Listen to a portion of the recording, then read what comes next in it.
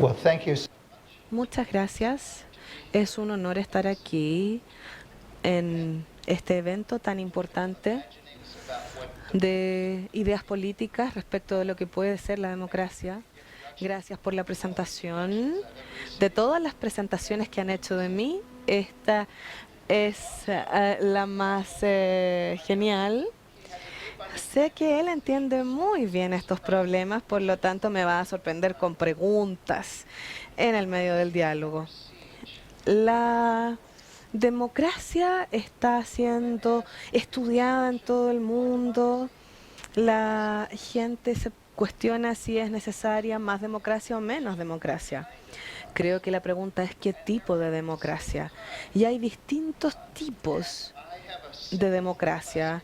Tengo una clasificación simple, tengo muchas diapositivas, voy a ir pasando de una a otra y voy a tratar de resumir mi trabajo para dejarle tiempo al diálogo, también a las preguntas. Aquí pueden imaginar 4 tipos de democracias y los valores que ellas atienden. La democracia normalmente es una democracia competitiva de partidos en elecciones. Tiene valores. Es la lucha competitiva por el voto de la gente. Eso nos lleva a una resolución de quién gobierna y cuál es la constitución que va a proteger los derechos de la gente. Pero descarta, deja afuera las otras formas de democracia,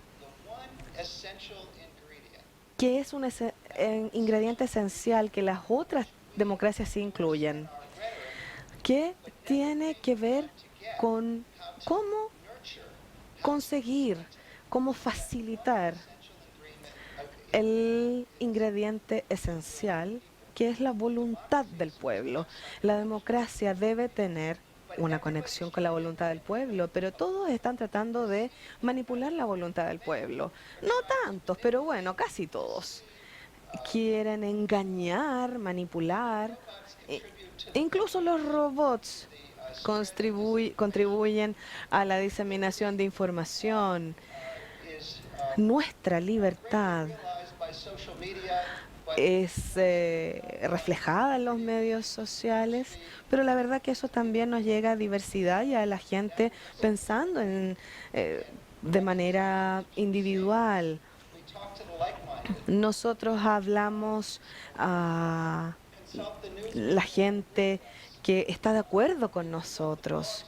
Consultamos a los bloques que están de acuerdo con eso y nunca escuchamos a la otra parte.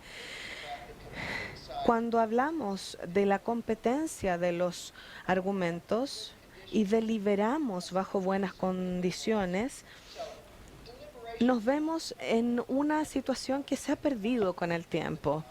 Creo que la democracia competitiva tiene que ver con ganar elecciones, pero la verdad que tenemos la deliberación de la élite en la segunda columna.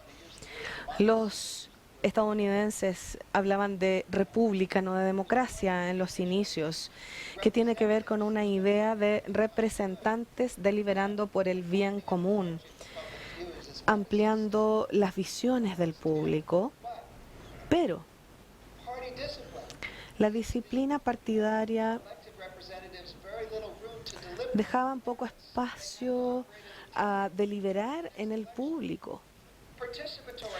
La democracia participativa, en forma de referendos, con sus iniciativas, tienen los mismos defectos que las competencias electivas con los partidos, salvo que la gente a veces se confundía porque no tenía una etiqueta de partido como una heurística como dispositivo organizador.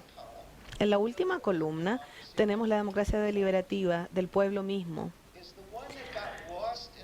Esta es la que se perdió en la historia. Y según mi programa de investigación, hay una serie de otras democracias, pero quiero hablar de mi propio enfoque. Mi investigación revisa y hace que esto se perfeccione para la era moderna, esta democracia deliberativa. Voy a dejar de lado estas otras diapositivas porque no tengo tiempo, pero tenemos que preguntarnos si el pueblo participa. ¿A quién se consultará? ¿Cómo se selecciona a las personas? ¿Se seleccionan ellos mismos? ¿Y cuál es el tipo de opinión que se solicita? ¿Es una opinión donde la gente tiene la opción de pensar en un tema, de entender en qué está en desacuerdo la gente o cómo logramos para conseguir buena información de la gente, para que la gente pueda deliberar con otros? ¿O es una impresión que alguien tiene respecto de algo? Por lo tanto, hay tres problemas con la opinión pública. El primer tema es, esto fue señalado por Anthony Downs, un economista político, que hablaba de la ignorancia racional. Si tengo una voz en millones sobre un tema de política pública, ¿por qué dedico mucho tiempo y esfuerzo a informarme más? Mi voto individual, mi opinión individual no va a marcar una gran diferencia, va a ser omitible. Por lo tanto, mucho tiempo trato de sobrevivir por cuidar de mi familia, por trabajar, hacer mi trabajo, etcétera. Es racional ser relativamente ignorancia. Por lo tanto, la gente tiene una impresión vaga de los asuntos de política pública. El segundo problema con la opinión pública, y particularmente pienso en las encuestas de opinión pública, mi proyecto se basa en la ciencia de la investigación de la opinión pública. Por lo tanto, no la dejo de lado. Si ustedes toman el valor nominal de la voluntad del pueblo, pueden llegar a un error. Hablo de las opiniones fantasmas, que son no actitudes. Muchas de las opiniones que ustedes ven en las encuestas de opinión pública no existen realmente. La gente no quiere decir que no sabe. Por lo tanto, esto fue dramatizado en la Universidad de Cincinnati, que le preguntó al público qué pensaban de la Ley de Asuntos Públicos de 1975. Mucha gente respondió si la aprobaban o no la aprobaban, pero no existía, no había una ley de asuntos públicos de 1975. Por lo tanto, el Washington Post, 20 años después, decidió celebrar el aniversario de esta ley y le preguntaron a la gente qué pensaron de esto. Y de nuevo, la gente decía que los demócratas querían abolirla, que los republicanos la querían apoyar, pero la verdad es que la ley no existía. El otro problema es que si ustedes hablan de asuntos públicos y leen sobre ellos, o si consultan Internet, es muy probable que consulten cosas con las que ya están de acuerdo, porque van a seleccionar de acuerdo con sus propias posiciones y no escuchan a la otra parte. Esta es mi solución. Quiero encapsular todo esto. La solución es parcial, pero es una solución práctica. No es visionaria solamente, sino que es práctica. Tomamos una muestra científica de la población. Les hacemos una encuesta de un tipo convencional sobre un tema y luego los juntamos frente a frente o en Internet. Pero no cualquier gente, sino que la gente que está incluida en la muestra, que está representada colectivamente. Nos queremos asegurarnos de que estén representados en sus actitudes, puntos de vista, así como en la demografía también de ellos. Los hacemos participar en las mejores condiciones prácticas que tengamos para analizar un tema. Normalmente hacemos material que les vamos a entregar con pros y contras, con mucha información. Si hay algo que es cuestionado, nosotros entregamos información. Lo hicimos en África, de hecho, en circunstancias donde la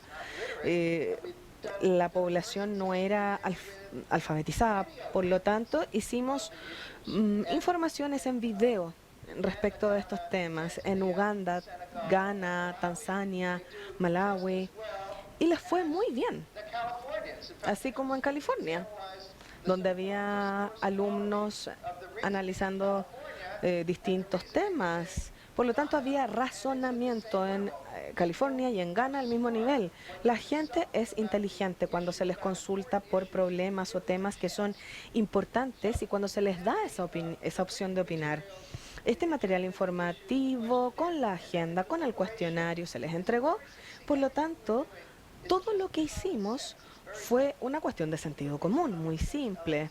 Cuando juntamos todos estos elementos de sentido común, algo sucede.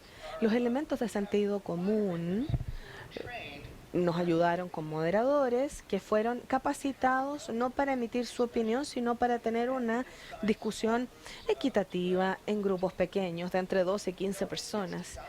Nadie domina la discusión, todos tienen derecho de opinar, todos se escuchan, se enfatiza que estos grupos hagan preguntas claves. Hay miembros del grupo que dirigen los paneles de los expertos con figuras políticas, que no hacen un discurso, sino que simplemente responden preguntas del público.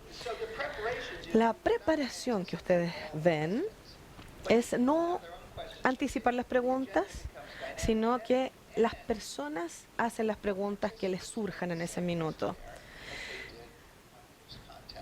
Por lo tanto, vemos cambios de opinión en 2/3 de las preguntas que hemos hecho. Hay distintos cambios, incluso si las preguntas no cambian, resulta ser interesante porque imaginen que ustedes crean en la alternativa A en vez de la B o C, pero en realidad no vieron la B y la C.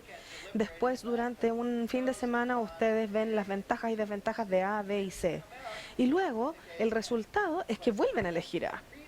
Pero finalmente tienen motivos por los cuales eligen A. Nosotros capturamos los motivos de manera cualitativa, se transcriben en estos grupos también, pero nosotros tratamos de llegar a esas preguntas que tratan de explicar los motivos subyacentes por los cuales alguien apoya una política o la rechaza.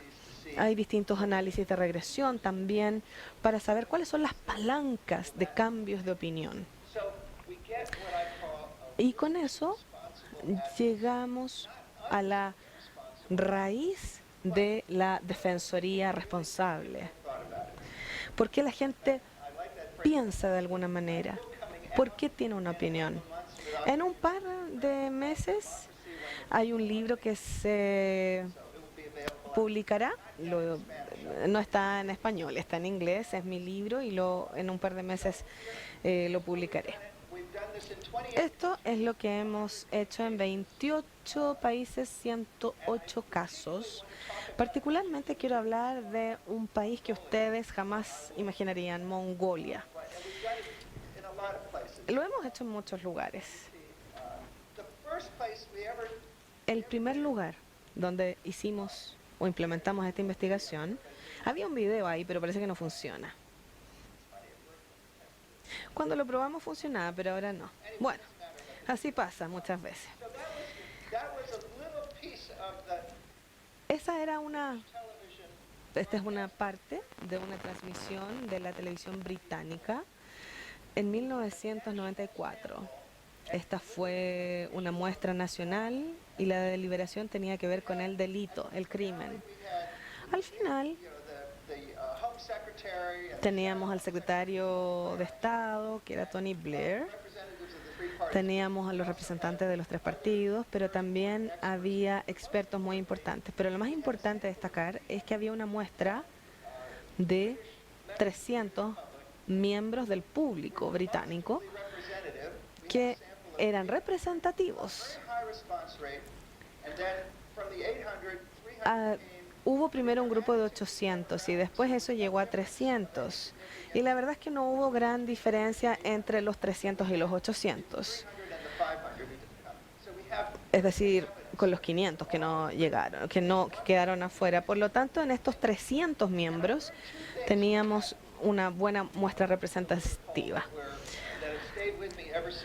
Y lo que recuerdo claramente es que una mujer se me acercó en la tarde de la encuesta de opinión pública, eh, en el segundo día, la verdad creo que fue. Esta mujer acompañaba a su esposo, llegaron en los mismos buses, pero ellos no eran participantes. Ellos solo podían observar o hacer lo que quisieran, no podía participar. Y ella me dijo que quería agradecerme. Y yo le dije, ¿por qué? Y me dijo, en 30 años de matrimonio, mi marido nunca había leído un diario, pero cuando fue invitado a venir acá, él empezó a leer el diario todos los días y se interesó mucho más en llegar a a la jubilación. Y para mí esto encapsulaba el hecho de que él había superado la ignorancia racional porque tenía todos los motivos para estar informado. Esto iba a estar en televisión, mi marido iba a estar en estas conversaciones con otros ciudadanos en la televisión, por lo tanto quería saber de qué estaban hablando. Entonces leyó todos los diarios que pudo y yo creo que para todos los de las muestras de la encuesta deliberativa hubo un motivo de prestar atención a lo que estaba pasando, de que la gente se escuchaba entre ellos. Lo segundo que aprendí de esta experiencia británica, el tema era el delito, como les decía, y nunca pensé que si tienen una buena muestra del público británico, van a tener delincuentes en la muestra. Yo estaba en un grupo pequeño y había un tipo que robaba autos. Y él tenía mucho que aportar a la discusión. Normalmente la gente de clase media nunca habla con un ladrón de autos.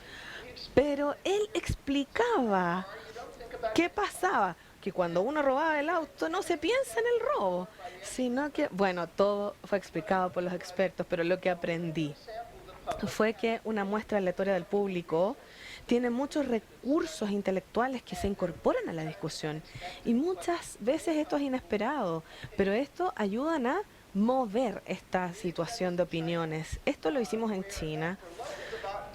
Y para la democracia local, esto fue hace muy poco tiempo. Se habló de temas como presupuesto e infraestructura. Esto sigue y creo que potencialmente podría generar una reforma en la política china, donde las políticas están más cercanas a lo que la gente quiere. En este caso, en este primer caso, los líderes locales pensaron que la gente quería construir este proyecto de imágenes. Y la verdad es que no, nada que ver. Lo que quería la gente era tener agua limpia, buenos alcantarillados, una planta ambiental. Y se habló de todo esto y lo recibieron. Esto fue un gran éxito en China. Acá tenemos el Parlamento de la Unión Europea y esta fue la primera de dos encuestas deliberativas en la Unión Europea. TNS seleccionó una muestra y tuvieron que deliberar en 22 idiomas, 21 en realidad, porque los irlandeses quisieron hablar inglés. Entonces, es por eso que están todos con audífonos para poder entenderse. En Le Monde también se dijo que esto debía hacerse para responder al presidente Macron en un diálogo del futuro de Europa. Así es que no lo sé, creo que sería bastante bueno si sucediera. Acá volvemos a lo básico. Esta es una fotografía que yo tomé en el museo en Atenas.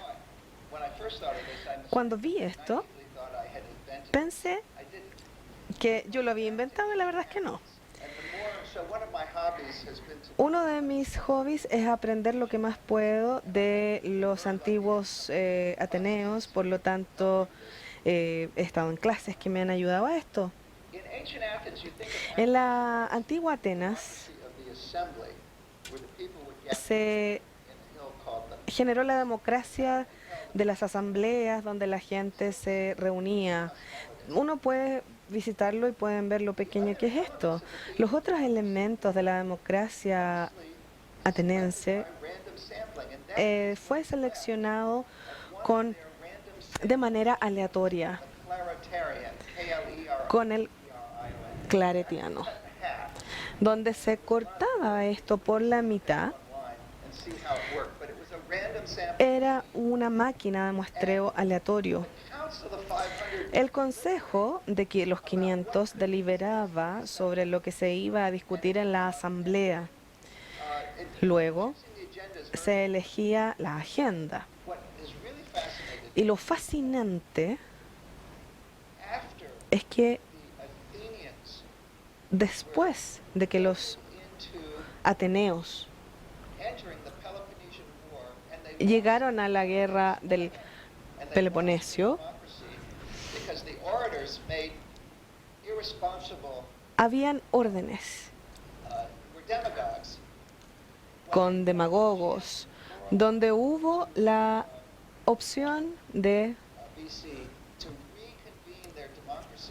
reconvenir esta democracia. Agregaron el uso de esta máquina al final.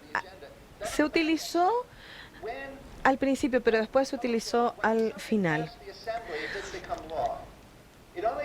La verdad es que cuando algo pasaba, era aprobado en la asamblea, no se convertía en ley, sino que había que pasar por otro proceso donde se seleccionaba aleatoriamente 500 personas que estaban a favor y en contra, y luego se tomaba la mayoría.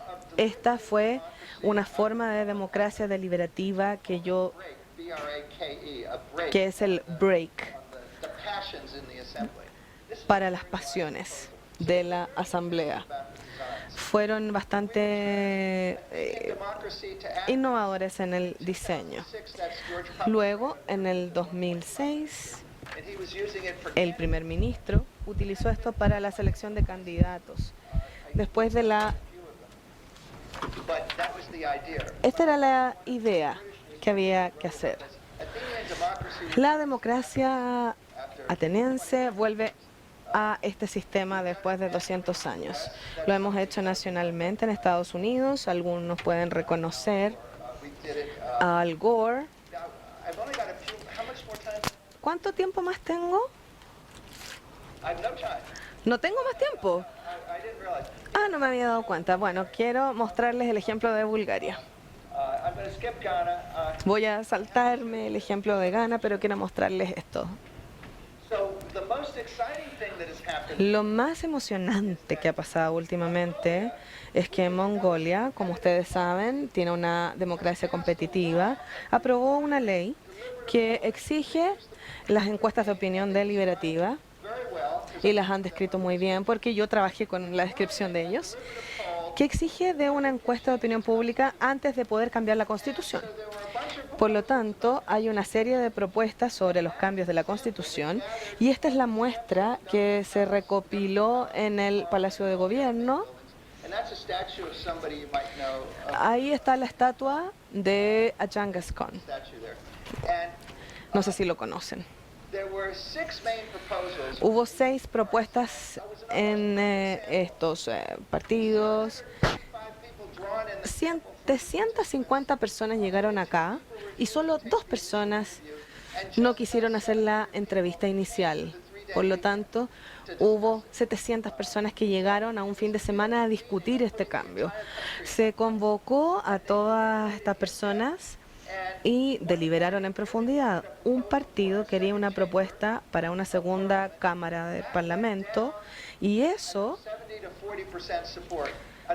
llegó a un 40% de apoyo. La otra parte terminó con un 30%, creo, pero ambos partidos apoyaron las propuestas que garantizaran un servicio civil profesional independiente sin corrupción en los diversos aspectos del gobierno, con un sistema judicial independiente. Todas estas propuestas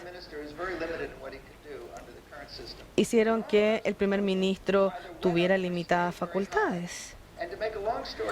Para resumir la historia, Esto fue en Mongolia y estoy seguro de que la propuesta que combina las propuestas exitosas del pueblo fueron aprobadas en el Parlamento después del Año Nuevo Lunar. Algunas propuestas parecen ser extrañas. Hoy, el sistema elige a un partido que se lleva todo, después viene otro partido y se lo lleva todo, pero la verdad es que cuando hay un cambio de partidos, los empleados públicos son despedidos. ¿Por qué? Porque los ministerios cambian los nombres, por lo tanto los ministerios cambian de nombre, tienen que contratar a otras personas. Es una solución muy simple que está en esta enmienda propuesta. Hay 7 u 8 elementos que no quiero trivializar tampoco. Por lo tanto, cambiaron los nombres de los ministerios en la Constitución y por eso tuvieron que despedir a tanta gente. Bueno, hay cosas que tienen el propósito de enmendar la corrupción y yo creo que eso va a pasar. En cualquier caso, será la primera vez desde la antigua Atenas que una muestra aleatoria de la población va a generar un cambio en una constitución. Yo diría que es la primera vez en los tiempos modernos, así lo diría. Quiero decir que esta es una iniciativa que funciona en todo el mundo. Ha funcionado en América Latina, en Brasil, ha funcionado en Argentina y tal vez podría funcionar en Chile. O eso es lo que espero. Muchas gracias.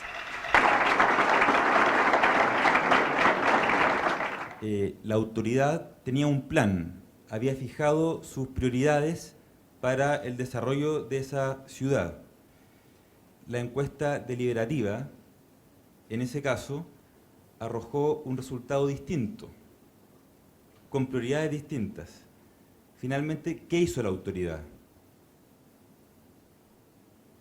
¿Siguió su plan o siguió lo que la encuesta deliberativa le había arrojado?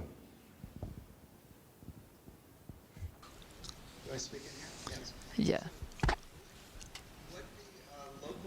Lo que los líderes locales, específicamente Mr. Yang, hizo fue exactamente lo que quería la gente, es decir, entender que habían 30 proyectos, que eran muy distintos. Bueno, todos tenían grandes defensores y realmente entre los expertos había muchas discusiones porque habían desacuerdos fundamentales respecto a qué es lo que necesitaba la ciudad. Es una ciudad bastante grande y de todas formas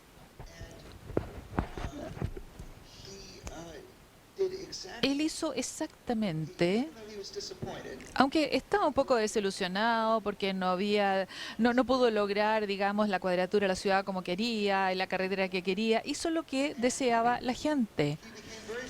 Y se convirtió en una persona muy famosa en Internet por haber hecho eso justamente, tan famoso que el gobierno provincial le ofreció un año a los Estados Unidos para aprender inglés como recompensa. Y la verdad es que finalmente yo estaba sorprendido porque él podía hablar perfectamente en inglés conmigo. Y estuvo en un simposio en Beijing bueno, habíamos también ahí, habían funcionarios de alto nivel y que lo cuestionaron severamente y se le preguntó, ¿por qué no formuló este deseo de la gente al Congreso? Bueno, y él dice, bueno, los congresos locales desde ahí se convirtieron en más independientes básicamente a partir de este hecho. Luego, él dijo que estamos hablando de Hu Jintao. Hu Jintao dijo que las decisiones en China tienen que satisfacer 3 criterios. Tienen que ser científicos, tienen que ser democráticos y tienen que ser legales. Entonces, ¿cómo se satisfacen estos 3 criterios? Él dijo, obviamente, científicamente, mirando el método. Obviamente, en forma democrática, significa el pueblo, no solamente los miembros del partido, sino que el pueblo en su totalidad. Y luego el experto se inclinó y lo lo felicitaron, pero dijeron, pero la parte legal, el señor Yang dijo, bueno, yo presenté también los resultados del Congreso de la gente, del pueblo, y lo aprobaron. Y eso era el método, se implementó en muchos lugares de China. Ese es el inicio de legitimidad respecto a la voz del pueblo, particularmente cuando se demuestra en público. Y los chinos hicieron algo más que es muy interesante también, que tuvieron una tasa de respuesta muy alta. Uno es que decidieron, bueno, primero se hizo una muestra aleatoria a través de computadores, a través de la internet, pero dijeron, vamos a hacer esto en cada ciudad. Creo que eran como 96. En cada ciudad enumeraron a todas las ciudades, por supuesto, y en cada una entonces pusieron números respecto a lo que eran, digamos, las propuestas, y empezaron a sacar los deseos de forma aleatoria, donde todos pudieran ver que lo que era obvio, había una selección aleatoria, y entonces finalmente obligaba a la gente a asistir a este tipo de evento porque estaban representando su pueblo, y resultó que no había ninguna diferencia respecto a lo que era las encuestas directas que lo que era a través de la máquina. Entonces, después de estos eventos, los chinos dijeron, ¿cómo nosotros vamos a saber si los partidos están manipulando el orden de las preguntas? Porque nosotros hemos visto en Occidente que hay moderadores muy distinguidos, donde no se pueden hacer todas las preguntas de pequeños grupos, hay que seleccionar a algunas personas. ¿Y cómo sabemos ahora que no se está manipulando? Entonces, pusieron todas las preguntas en un sombrero y seleccionaron aleatoriamente los participantes. Apareció una mujer, ella sacó la pregunta en forma aleatoria, y esa fue una forma en la cual ellos mejoraron el mecanismo de poder implementar la transparencia, aumentar la legitimidad, porque ellos creían en el proceso, y se empezó a expandir lentamente a otros lugares, pero me parece que jugaron un rol importante en lo que fue el futuro de China, por lo menos donde la gente creía en este sistema. Si la autoridad de China hizo lo que la encuesta arrojó, y probablemente el Parlamento de Mongolia haga lo que la encuesta deliberativa arroje como resultado, ¿para qué está el Parlamento? ¿Para qué está la autoridad? What is the parliament for and what is the authority for then? Bueno, este tipo de deliberaciones de la ciudadanía no es reemplazo de las otras formas de democracia. Simplemente es algo que hay que agregar al proceso.